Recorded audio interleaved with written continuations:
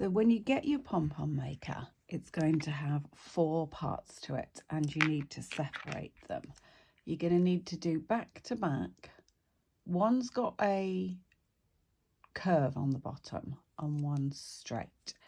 And you're going to put them back to back like that with the curvy one on one side and the straight on the other. So I have already done that one there. So you don't want your straight and straight, you want curved and straight. And the little bumps are there to create a space. So they're not clicking into anything, they're just creating that space. So once you put it down like that, you're going to just wrap your yarn around it and just keep wrapping. So just keep going around. I'm just going over that end there.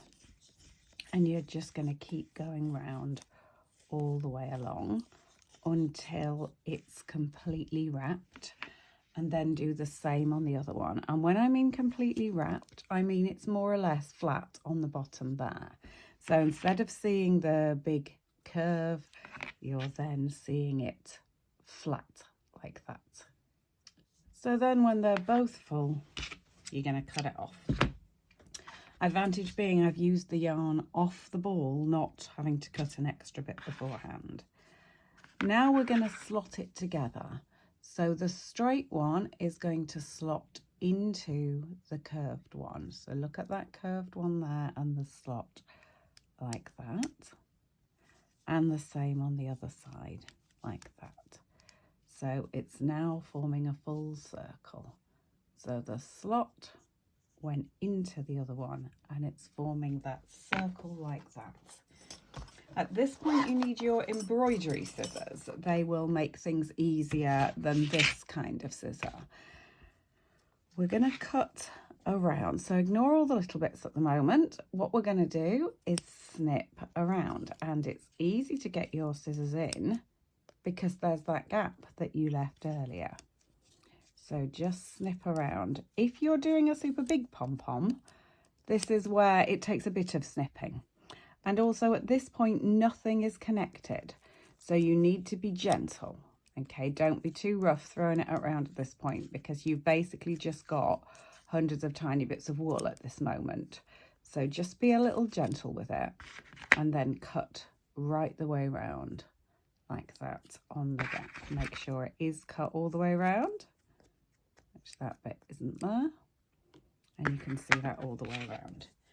You then need to get another length of yarn that will go all the way around. So I've cut that one on both sides and it's going to slip into that space again.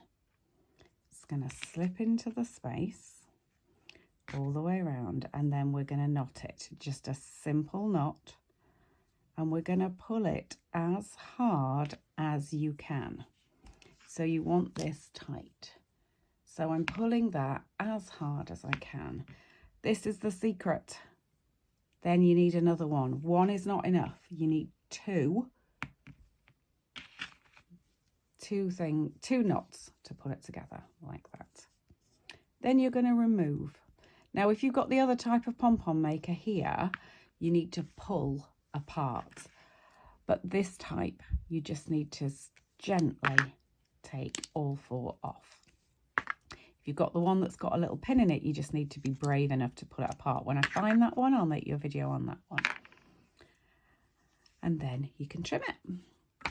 Now, trimming a pom-pom is a bit like cutting hair. You could be here forever trimming it down to whatever size you want.